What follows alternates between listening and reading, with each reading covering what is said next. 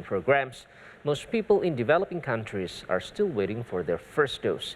VOA's Henry Ridgwell takes a look at whether distrust between richer and poorer nations could hamper climate negotiations. In most high-income countries, more than 70% of the population has received at least one dose of a COVID-19 vaccine. But in low-income countries, the figure is less than 4%. The latest figures show that if this level of vaccine inequity remains in place, 5 million people will die unnecessarily next year.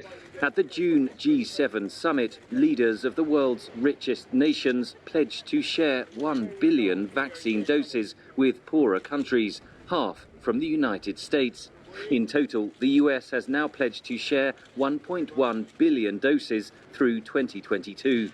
Yet, while many Western nations are offering a third booster shot for fully vaccinated adults, most people in developing nations still await their first dose.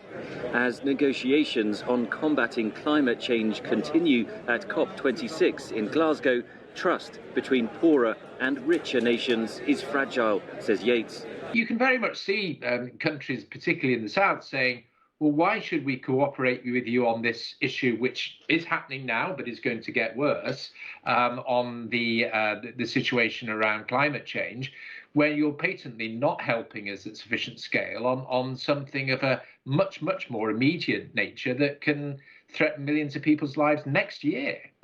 COP26 organisers offered free vaccines to registered delegates unable to get them in their home countries. But high travel costs, a lack of hotel rooms and concerns over high infection rates in Britain have kept some participants away. Musonda Mumba of the United Nations Development Programme chose not to attend the COP26 summit and spoke to VOA from Nairobi. Climate change is not just a climate issue, it's a climate justice issue.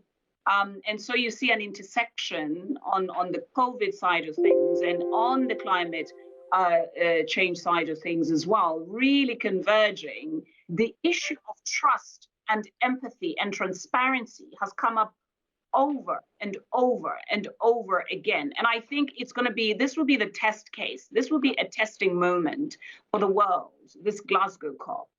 Scientists say the world is facing two emergencies at once. At the COP26 summit, there is a recognition that countries need to work together to tackle the existential threat of climate change.